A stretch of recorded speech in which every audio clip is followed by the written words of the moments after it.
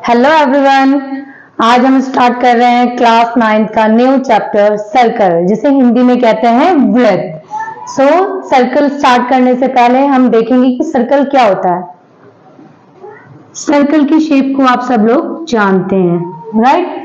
जिसको आप एक सेंटर से स्टार्ट करते हैं और एक रेडियस लेते हैं अपने कंपास में, और with the help of your compass, अपने कंपास की हेल्प यानी प्रकार की मदद से आप एक सर्कल ड्रॉ कर देते हैं। सर्कल होता क्या है? सर्कल वो शेप है जो अपने हर एक पॉइंट को सेंटर से मिलाने पर हमेशा जिसकी डिस्टेंस क्या रहे, सेम रहे, ऐसी शेप, ऐसी आकृति क्या कहलाती है? सर्कल कहलाती है। इसकी यहाँ इस पॉइंट से जो रेडियस है, ए पॉइंट से जो रेडियस है, वही इसकी बी पॉइंट से है, वही सी पॉइंट से है, वही डी पॉइंट से है। इस शेप पर आप कहीं से भी कोई पॉइंट लें और उसको सेंटर से मिलाएंगे तो उसकी डिस्टेंस कितनी होगी? हमेशा आर रहेगी। तो ऐसी शेप जिसकी डिस्टेंस हमेशा सेम रहती है, आपकी बाउंड्री की किसी भी पॉइंट से लेकर सेंटर तक, वो शेप आपकी क्या कहलाती है? सर्कल, जिसे हिंदी में हम क्या कहते हैं? वृत्त। तो ये हो गई सर्कल की डेफिनेशन। इस चैप्टर को स्टार्ट करने से पहले इसमें कुछ थ्योरम्स हैं जो आपको पता होनी चाहिए, इसलिए मैंने स्टार्टिंग में ही उन थ्योरम्स को लिया है, जिनको हम एक्सप्लेन करूंगी मैं। और इसके बाद आप जब क्वेश्चंस करेंगे एक्सरसाइज की, तो वो करना आपके लिए इजी हो जाएगा। आपकी पहली थ्योरम है, first theorem, equal chords of a circle subtended equal angle at the centre. Hindi में वृत्त की बराबर जिह्वाएं केंद्र पर बराबर कोण अंतरित करती हैं। अंतरित करना मतलब डालती हैं। देखिए बच्चों, जैसे कि आपके पास एक सर्कल है, राइट?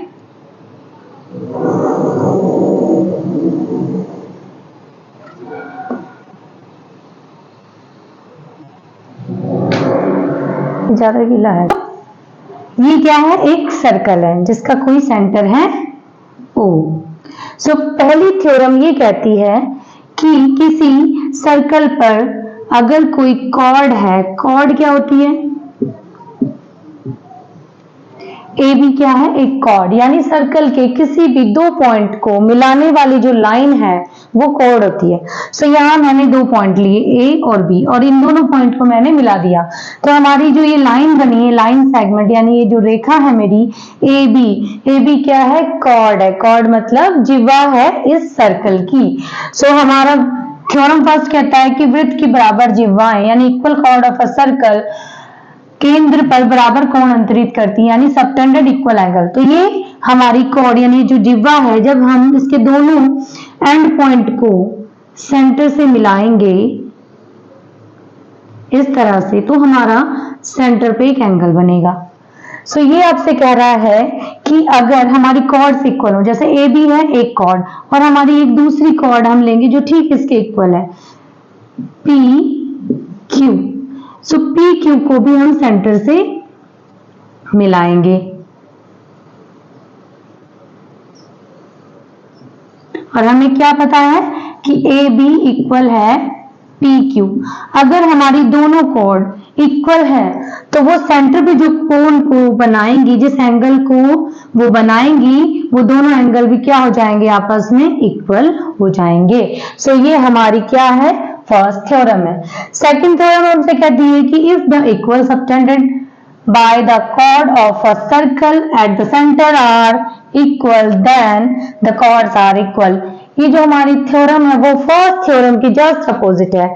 हिंदी में क्या है? यदि एक वृत्त की जिह्वाओं द्वारा केंद्र पर अंतरित कोण बराबर हो तो वे जिह्वाएं बराबर होती हैं। यानी कि अगर अब आपको ये गिवन है कि हमारे जो एंगल हैं, जो कि दो अलग अलग कॉर्ड से केंद्र पर बनाए गए हैं, दैट मीन्स हमारा एंगल ए ओ बी अगर इक्वल है पी ओ क्यू, ये हमें गिवन है। अगर ये कंडीशन है, हमारा ये एंगल इसके इक्वल है, देन हमारी जो कॉर्ड्स हैं वो भी क्या हो जाएंगी? इक्वल हो जाएंगी। हमारी फर्स्ट थ्योरम और सेकंड थ्योरम जस्ट अपोजिट है एक दूसरे की। आप हिंदी में भी अच्छे से समझ पाए होंगे कि वृत्त की बराबर जीवाएं केंद्र पर बराबर कोण अंतरित करती हैं एंड एक ही वृत्त की जीवाओं द्वारा केंद्र पर अंतरित कोण बराबर होंगे। अगर वे जीवाएं अगर कोण बराबर हो तो वे जीवाएं भी बराबर होती हैं। आई होप ये आपको फर्स्ट और सेकंड थ्योरम समझ आ गई होगी। जस्ट एक दूसरे का ये क्या है, अपोजिट है। अब हम आते हैं अपनी थर्ड नंबर थ्योरम पर। थर्ड कहती है कि the perpendicular from the centre of a circle to a chord bisect the chord. Hindi में एक वृत्त के केंद्र से एक जिह्वा पर डाला गया लंब, जैसे कि मान लीजिए ये हमारी एक कॉर्ड ए बी है, ठीक है, और ये हमारा सेंटर है। इस सेंटर से अगर हम इस पर एक परपेंडिकुलर ड्रॉ करें, यानी एक लंबवत रेखा अगर हम खींचें, तो क्या होगा कि वो जो लंबवत रेखा जिस पॉइंट पर मिलेगी उस पॉइंट पर वो जो हमारी ओ एम परपेंडिकुलर रेखा है वो हमारे कॉर्ड को बाइसेक्ट कर देगी। दैट मीन्स कि दो इक्वल पार्ट्स में क्या कर देगी, डिवाइड कर देगी, यानी हमारा ए एम इक्वल हो जाएगा एम बी के। हमारी जो जिह्वा है ए बी वो दो बराबर भागों में बट जाएगी। फोर्थ हमारी जस्ट थर्ड की अपोजिट है। फोर्थ थ्योरम कहती है the line drawn through the centre, एक लाइन जो कि ओ से ड्रॉ की गई है, a line draw through the centre of a circle, centre से सर्कल के सेंटर से ड्रॉ की गई है टू बाइसेक्ट अ कॉर्ड, इस तरह से कि वो हमारी कॉर्ड को यानी हमारी जिह्वा को दो बराबर भागों में बांट रही हो। तो जो वो लाइन होगी वो क्या हो जाएगी, परपेंडिकुलर। दैट मीन्स कि वो 90 डिग्री का एंगल बनाएगी। पर में फोर हिंदी में देख लीजिए इसको। एक वृत्त के केंद्र से एक जिह्वा को समद्विभाजित यानी दो बराबर भागों में बांटने वाले एक रेखा अगर खींची जाए तो वो जो रेखा है वो जिह्वा पर लंब होगी। ये जो हमारी जिह्वा है उस पर ये क्या हो जाएगी, लंब हो जाएगी। लंब मतलब 90 डिग्री का एंगल बनाएगी। सो ये जो आपके सामने हमने चार थ्योरम देखी है, अगर हमें ये सिचुएशन गिवन है तो हमारी ये प्रूव्ड है, अगर हमें ये सिचुएशन गिवन है तो फर्स्ट प्रूव्ड है, थर्ड अगर हमें गिवन है तो फोर्थ प्रूव हो जाएगी, फोर्थ है तो थर्ड, जस्ट एक दूसरे का अपोजिट है। आई होप ये दोनों थ्योरम, ये जो फोर्थ थ्योरम से आपको समझ आई होंगी। इसके बाद हमारे इस चैप्टर में दो थ्योरम्स और हैं, आप इसे नोट कर लीजिए, उसको भी मैं एक्सप्लेन कर देती हूँ। उसके बाद हम अपने एक्सरसाइज के क्वेश्चन सॉल्व करेंगे। ऑलराइट बच्चों,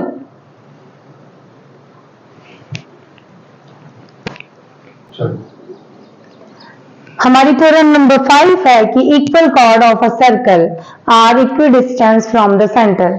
ये आपसे कह रहा है, ये आपका एक सर्कल है एंड इक्वल कॉर्ड्स, ये दो हमारी इक्वल कॉर्ड हैं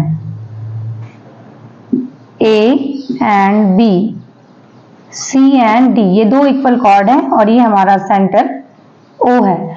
सो हमारी थ्योरम फिफ्थ हमसे कहती है कि अगर कॉर्ड्स इक्वल हैं तो वो सेंटर से समान दूरी पर होंगी, यानी कि इक्वी डिस्टेंस फ्रॉम सेंटर। सो अगर हम सेंटर से डिस्टेंस ऐसे निकालते हैं किसी भी पॉइंट से किसी लाइन पर, उस पर परपेंडिकुलर ड्रॉ करके, यानी हमने इस पर एक परपेंडिकुलर यहाँ पर ड्रॉ कर दिया 90 डिग्री का एंगल बनाते हुए, और एक हमने इस पर ड्रॉ कर दिया, ये पॉइंट हमारा M और ये पॉइंट हमारा N। ओके, तो अगर हमारी कॉर्ड्स इक्वल है, if A B equal C D, then from this theorem, तब इस थ्योरम से क्या मिलेगा कि ओ एम भी इक्वल होगा ओ एन के, क्योंकि अगर कॉर्ड्स इक्वल है तो वो सेंटर से समान दूरी पर होंगी। और जस्ट इसका अपोजिट है थ्योरम 6 की chords equidistance of a circle, अगर दो कॉर्ड्स सेंटर से समान दूरी पर हैं, एक वृत्त के केंद्र से समदूरस्थ यानी समान दूरी पर स्थित जिह्वाएं लंबाई में समान होती हैं, तो दैट मीन्स अगर हमको गिवन होगा क्या, O M equal O N, then हम कह सकेंगे कि जो कॉर्ड्स हैं वो भी क्या होंगी, आपस में इक्वल होंगी। तो इस तरह हमने यहाँ पर 6 थ्योरम देखी, जिसमें से जो क्या है आपस में 3 थ्योरम दूसरी 3 थ्योरम्स के जस्ट अपोजिट हमको स्टेटमेंट देती है या कथन देती है। तो इस तरह से आपने 6 के 6 थ्योरम्स हमने यहाँ समझे हैं, और अच्छे से हम समझ पाएंगे जब हम क्वेश्चंस में इनका यूज करेंगे। सो आप इसे नोट कर लीजिए और उसके बाद हम स्टार्ट करते हैं इस एक्सरसाइज के कुछ क्वेश्चंस। ओके,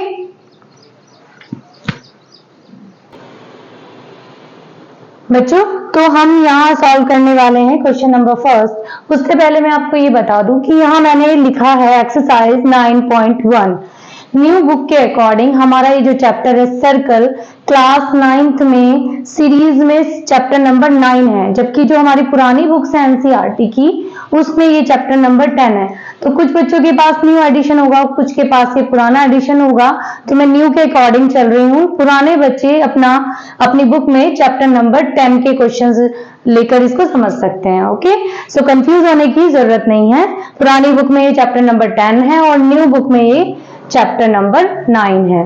तो आइए इसको सॉल्व करते हैं। हमारा फर्स्ट क्वेश्चन है कि recall that two circle are congruent if they have the same radii, prove that equal chords of congruent circle subtended equal angle at their center। हमने चैप्टर 7 में जहां हमने ट्रायंगल को पढ़ा था वहां हमने कॉन्ग्रुएंसी पढ़ी थी। कॉन्ग्रुएंसी मीन्स सर्वांग समता। यही क्वेश्चन आप हिंदी में देखो। याद कीजिए कि दो वृत्त सर्वांग सम होते हैं यदि उनकी त्रिज्याएं बराबर हों।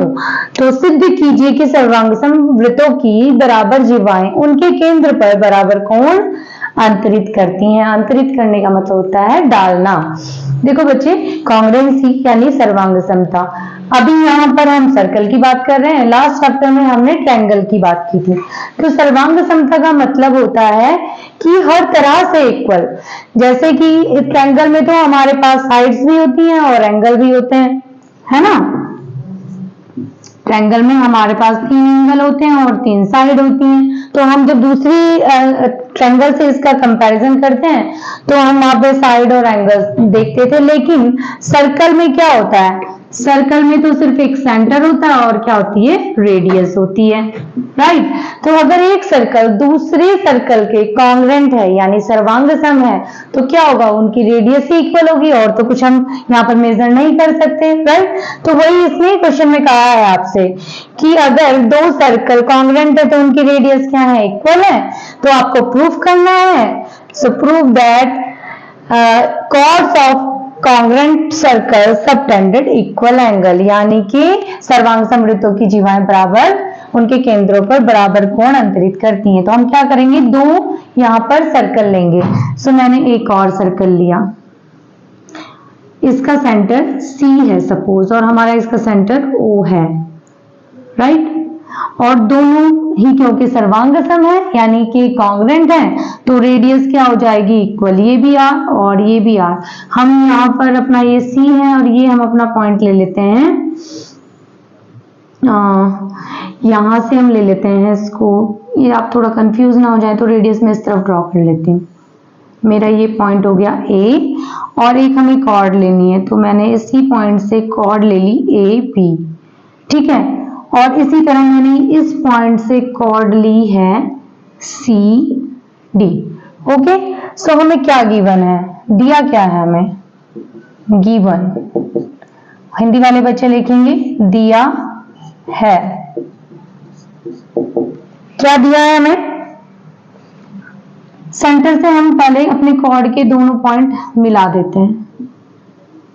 और हमने अभी आपको बताया था कि सेंटर से सर्कल की बाउंड्री पर किसी भी पॉइंट को अगर हम मिलाते हुए कोई लाइन ड्रॉ करते हैं तो वो उसकी क्या होती है, रेडियस होती है बच्चों, राइट। सो रेडियस होती है। तो हमें क्या गिवन है कि रेडियस उनके इक्वल है, क्योंकि दोनों सर्कल कॉन्ग्रुएंट हैं। तो हम क्या कहेंगे कि CA इक्वल है CB। कंपैरिजन करना है दूसरे ट्रायंगल से, तो C इक्वल है O। फिर यहां हम दूसरा पॉइंट हमें लेना पड़ेगा, हम यहां ले लेते हैं D और यहां ले लेते हैं E। सो हमारा CA इक्वल होगा OD के, CB इक्वल होगा OE, राइट। इस तरह क्या गिवन है हमें कि दोनों सर्कल क्योंकि कॉन्ग्रुएंट थे तो उनकी जो रेडियस है वो भी इक्वल है, ठीक है।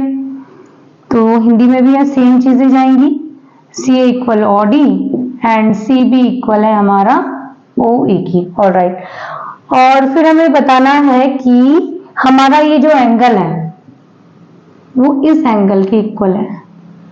प्रूव करना है हमें। To prove angle ACB equal होगा एंगल DOE, ये हमें प्रूव करना है। और okay, to prove angle ACB equal होगा हमारे एंगल DOE के, ये हमें प्रूव करना है। और हिंदी वाले इसी चीज को हेडिंग लिखेंगे सिद्ध करना है, और सेम यही चीज हिंदी वाले बच्चे भी लिखेंगे। अब हम करते हैं प्रूफ। हिंदी में लिखेंगे सिद्ध। क्या प्रूफ करना है? हमें जो प्रूफ करना है उस चीज के लिए अब हम क्या करेंगे, हम लेंगे in triangle CAB and triangle DODE। Hindi वाले कहेंगे त्रिभुज यानी ट्रायंगल बनाएंगे, वो कहेंगे कि ट्रायंगल CAB और ट्रायंगल ODE में क्या क्या चीजें हैं, जैसे हमने कॉन्ग्रुएंसी प्रूफ करते हुए दो ट्रायंगल में किया था, सेम वैसे ही यहां पर क्या है, AC या CA आप कहो इसको, CA इक्वल है मेरा OD, जो कि क्या है, गिवन है, दिया है हिंदी वाले बच्चों के लिए। एंड सेकेंड साइड हमारी थी CB इक्वल है OE, ये भी गिवन है, दिया है Y। ये सब क्या है, त्रिज्या है, ये सब क्या है आपके रेडियस है, रेडियस दोनों ही आपके रेडियस है, ये हमें गिवन है 5 बिकॉज ये क्या है, रेडियाई है, रेडियस रेडियाई दोनों रेडियाई है हमारी। ओके, थर्ड AB इक्वल है CD, क्योंकि हमें गिवन है कि इक्वल कॉर्ड्स हैं। एक हमें और पॉइंट यहाँ पे क्या गिवन था, हमारा AB इक्वल है DE, तो वो चीज भी हम यहाँ लिखेंगे AB equal DE equal chords यानी बराबर बराबर जिवाएं। सो देख रहे हैं हमारे तीन, इस CAB और ODE दोनों ट्रायंगल की तीनों साइड्स आपस में इक्वल हैं। सो यहां मैं स्पेस ये यूज करती हूं, देन यानी तब हमारा जो ट्रायंगल है CAB वो कॉन्ग्रुएंट प्रूफ हो गया है, यानी सर्वांगसम प्रूफ हो गया है ट्रायंगल ODE के, राइट, बाय SSS, हिंदी वाले लिखेंगे SS द्वारा। सो दोनों ट्रायंगल हमारे इक्वल प्रूफ हो गए हैं। तो अब अगर हमारे दोनों ही triangle equal, that means congruent proof हो गए हैं, सर्वांगसम, तो सारे पार्ट्स इसके इक्वल हो जाएंगे। तो हम कह सकते हैं कि एंगल ACB इक्वल होगा एंगल DOE के बाय CPCT, हिंदी वाले बच्चे CPCT द्वारा ऐसा लिखेंगे, राइट। तो ये हमने यहाँ पर इस तरह से इसको प्रूव कर दिया है। आप देख सकते हैं कि CPCT के द्वारा हमारा ये एंगल इस एंगल के इक्वल हो जाएगा। तो इस तरह से हमारा पहला क्वेश्चन सॉल्व हो चुका है। आई होप ये आपको समझ आ गया होगा बच्चों, और अगर आपको मेरी वीडियोस समझ आ रहे हैं, अच्छे लग रहे हैं, तो प्लीज मेरे चैनल को सब्सक्राइब करें, मेरी वीडियोस को ज्यादा से ज्यादा शेयर और लाइक करें, और इसी सीरीज में आपको इस चैप्टर के बाकी क्वेश्चंस भी मिलेंगे। सो अभी के लिए बच्चों बाय बाय, थैंक यू।